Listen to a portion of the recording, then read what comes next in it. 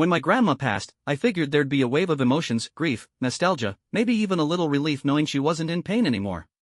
What I didn't expect was an all-out family battle over her house. She left it to me. No vague wording, no room for debate, black ink on white paper, clear as day. But to me, it wasn't just a house. It was summers filled with the scent of her famous peach cobbler, nights spent on the porch listening to her stories, and lazy afternoons in the backyard. It was home. But my parents saw things differently. This house belongs to the family, my mother declared, arms crossed like that was the final word. You can't just take it for yourself. My dad, standing firm beside her, nodded. We all have a claim to it, your uncles, your cousins, us. It's not fair for one person to keep it. Fair? I nearly laughed. Not one of them had ever lifted a finger for Grandma. They only showed up for the big holidays, barely sticking around long enough to finish their meals. And when she got sick, I was the one driving her to appointments, making sure she had food, keeping her company. Now, suddenly, the house was a family heirloom they all had a right to? I didn't argue. Didn't fight. Just nodded and said, I understand. Then, the next weekend, I packed my bags and moved in. No grand announcement. No warning. I changed the locks and made myself at home. It didn't take long for the trouble to start. Monday morning, there was a knock at the door. I barely had time to settle in, boxes still stacked in the living room, the scent of fresh paint lingering from the touch-ups I'd done over the weekend. When I opened the door, my mother was standing there, arms crossed, lips pressed into a thin, disapproving line.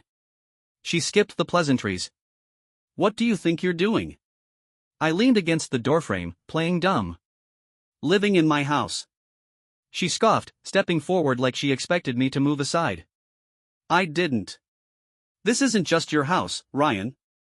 It's the family's house. You can't just move in without discussing it with everyone. I kept my voice steady. We did discuss it. The lawyer read the will. Grandma left it to me. Her jaw tightened, but she shifted tactics. We're not trying to take it from you. But it wouldn't be right for you to keep it all to yourself. We were thinking you could stay here temporarily while we, as a family, decide what to do with it. Oh, I knew exactly what that meant. They'd either sell it and split the money, or turn it into some shared vacation home that I'd be stuck maintaining. So I shut that down immediately. No. Her face twisted in frustration. Ryan, don't be difficult. You're making this harder than it needs to be. I sighed. I appreciate your opinion, but the house is mine. I'm not selling it, I'm not sharing it, and I'm definitely not giving it up. She stared at me, like she couldn't believe I was actually saying no. Then, in a huff, she spun around and stormed off.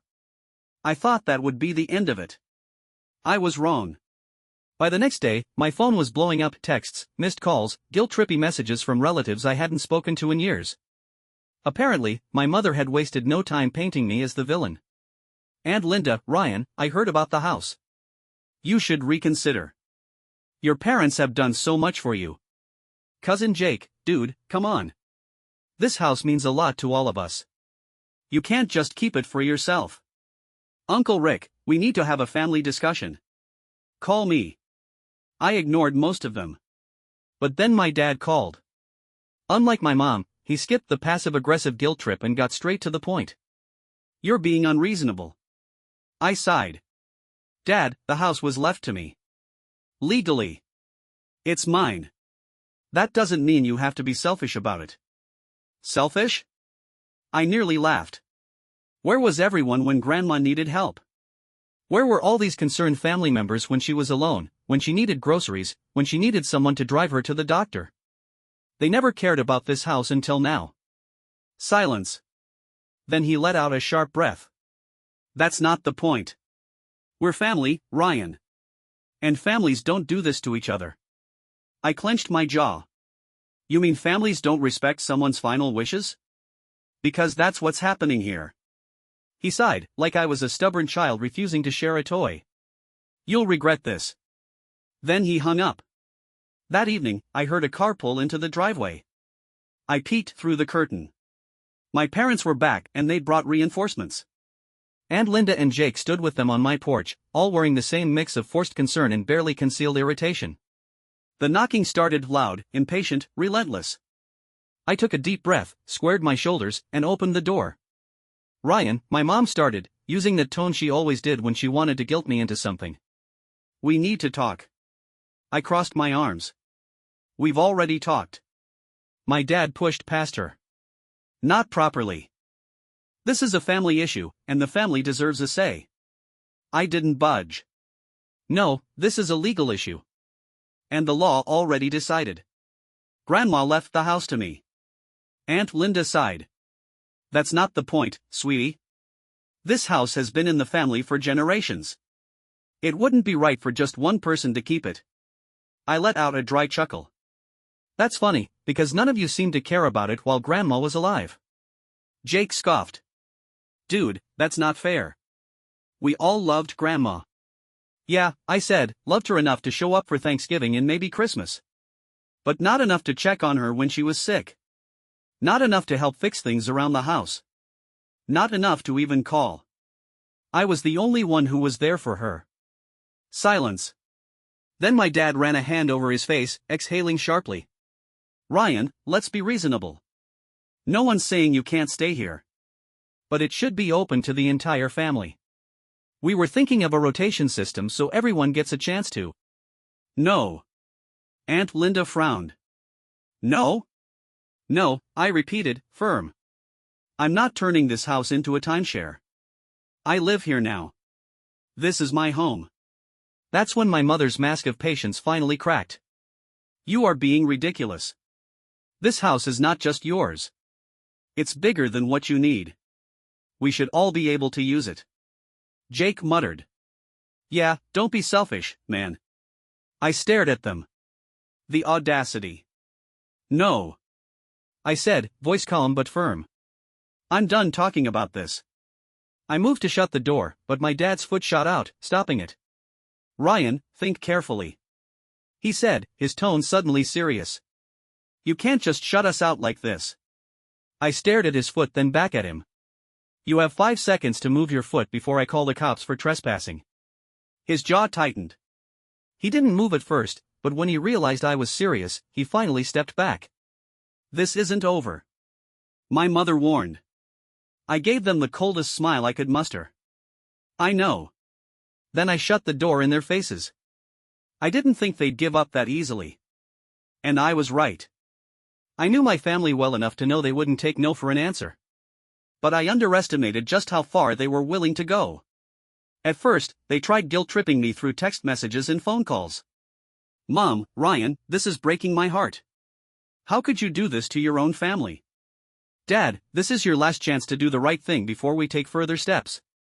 Aunt Linda, Grandma would be so disappointed in you." I ignored them.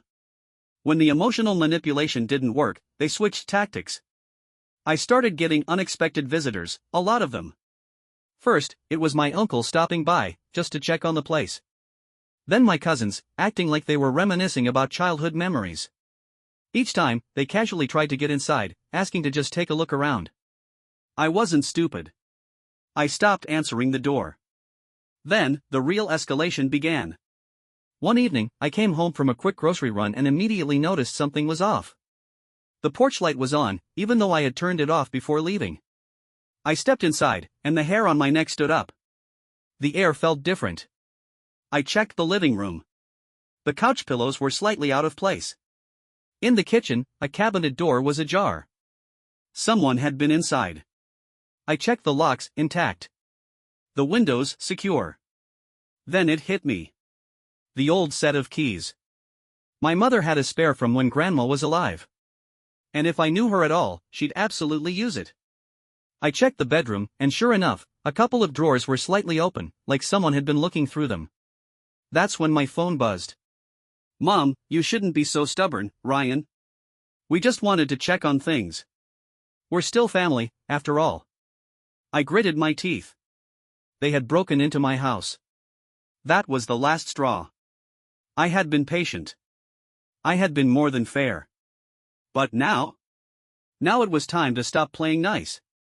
I called the locksmith the next morning and changed every lock in the house. Then I called my lawyer. Because if my family thought they could just take what was mine, they had another thing coming. By the time I sat down with my lawyer, I was done playing defense. I explained everything.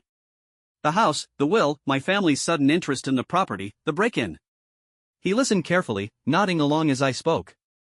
When I finished, he leaned back in his chair and folded his hands. "Well, Ryan," he said, "the good news is they don't have a leg to stand on legally. The house is yours, no question about it. But if they're already resorting to trespassing, we need to get ahead of this." I nodded. "What do we do?" "First," he said, "we make it official that they have no claim to the house." He drafted a legal cease and desist letter, warning my parents and extended family that any further attempts to access the property or interfere with my ownership would result in legal action. Trespassing, harassment, you name it. Then, we filed paperwork formally removing my mother's name from any and all access rights to the property, ensuring that even if she had an old claim on the house before Grandma's will, it was now completely wiped out. I also installed a security system that same-day, cameras, motion sensors, the works. If they tried anything again, I'd have proof. Then I waited. The response came fast. Less than 24 hours after my lawyer sent the letter, my mother called. I picked up, already expecting fireworks. "This is outrageous." She spat. "You went to a lawyer? Against your own family?" "I did," I said, keeping my voice calm. "Because my family broke into my house." "That wasn't breaking in," she snapped. "We had a key." "That means it wasn't illegal." I almost laughed. "Mom, having a key doesn't mean you can use it whenever you want. That's called trespassing." She huffed. "You're blowing this out of proportion. All we want is to make sure the house stays in the family." I exhaled. "And I am family. It's staying with me." "We'll see about that." She snapped. And then she hung up.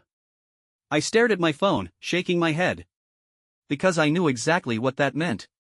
They were planning their next move. I didn't have to wait long to find out what my parents were planning. 2 days after my mom's angry phone call, I got a letter in the mail. It was from a family lawyer, not mine, but one my parents had apparently hired. The letter claimed that since the house had been in the family for decades, my relatives had a rightful claim to it. It suggested that I should consider selling the property and fairly dividing the proceeds among family members. I almost laughed. They weren't even pretending to care about the house anymore. They just wanted the money. The best part? They didn't even try to sue me because they knew they'd lose. Instead, they were trying to scare me into giving it up voluntarily.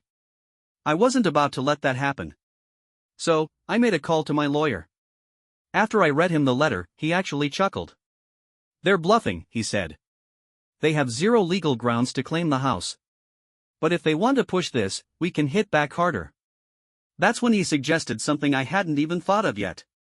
I could legally restrict them from even stepping foot on the property. "If they keep this up," he said, "we can file a formal restraining order against trespassing. That'll keep them off your lawn, off your porch, completely out of your life." It was an option. But after everything they had done, I wasn't feeling generous. "Let's do it," I said. A week later, my parents received their own legal notice, this time from my lawyer. It was a formal trespassing warning, making it crystal clear, if they stepped onto my property again, I would have the legal right to call the police. If they kept pushing, we'd take the next step and file a restraining order. I braced myself for the explosion. It didn't take long. The next day, my dad showed up. And he wasn't alone. I had just finished setting up the last of the security cameras when I heard loud, aggressive knocking at the front door, the kind that demanded to be answered. I already knew who it was. I took my time walking to the door, checking my phone first. The security cameras had done their job. A full view of my parents standing on my porch. But they hadn't come alone. Behind them stood my Uncle Rick, Aunt Linda, and my cousin Jake, the same people who had tried guilt-tripping me into handing over the house. They had brought a family mob to intimidate me. I opened the door but didn't step aside. My dad was the first to speak. "Ryan, enough of this nonsense. You're taking this way too far." I leaned against the doorframe, arms crossed. "Taking it too far? You people broke into my house, tried to steal it from me, and now you're harassing me because I won't give you what you want?" I let out a short laugh. "If anything, I should have called the police already." My mother scoffed. "We're your family, Ryan. You can't treat us like criminals." I arched an eyebrow. Funny, because breaking and entering is exactly what criminals do. Uncle Rick stepped forward, attempting to play the reasonable one. Listen, kid. You're young. You don't need this big old house to yourself. Why not do the smart thing, sell it, and walk away with a nice chunk of money? That way, everyone wins. I stared at him. Everyone except Grandma, whose final wishes you all conveniently ignored. That actually shut him up for a second. But Jake, ever the loudmouth, chimed in next. This is selfish, man. He shook his head. You're hoarding something that belongs to all of us. You think this is going to end well for you? I tilted my head. Is that a threat, Jake? His eyes flickered, and he backtracked. I'm just saying, man, you don't want to make enemies out of your own family. I smiled coldly. Too late. You already did that when you tried to steal from me. My father took a deep breath, visibly trying to hold back his temper. Ryan, this is your last chance to be reasonable. Either you work with us or what? I cut him off. A tense silence fell over the porch. I let my words sink in before continuing, keeping my voice calm but firm. Let me make this clear. You have zero claim to this house. The law is on my side. If you step on this property again, I will call the police. If you try anything else, I will sue you for harassment. And if you keep pushing, you're going to lose everything. I stepped back and tilted my phone slightly, revealing that I had been recording the entire conversation.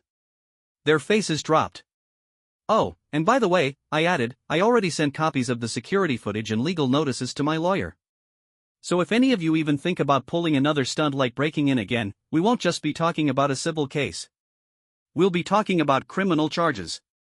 That did it. My mother went pale. My dad gritted his teeth so hard I thought they might crack. Jake took a small step back. Uncle Rick and Aunt Linda glanced at each other, suddenly looking very uncomfortable. You think you're so smart, don't you? My father finally said, his voice dripping with anger. I just smiled. No. Grandma was smart. That's why she left the house to me. And that's why you lost. The tension stretched for several long seconds. Then finally, my dad turned and stormed off without another word. My mother glared at me before following after him.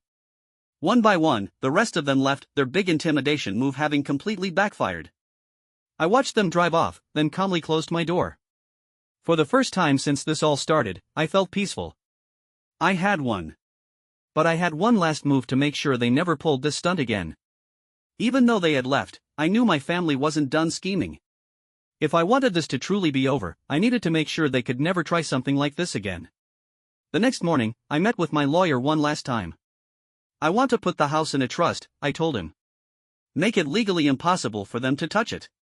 He nodded. Smart move. By the end of the week, the paperwork was finalized. The house was now protected. Even if something happened to me, my family would never get their hands on it. And for good measure? I also officially banned them from the property.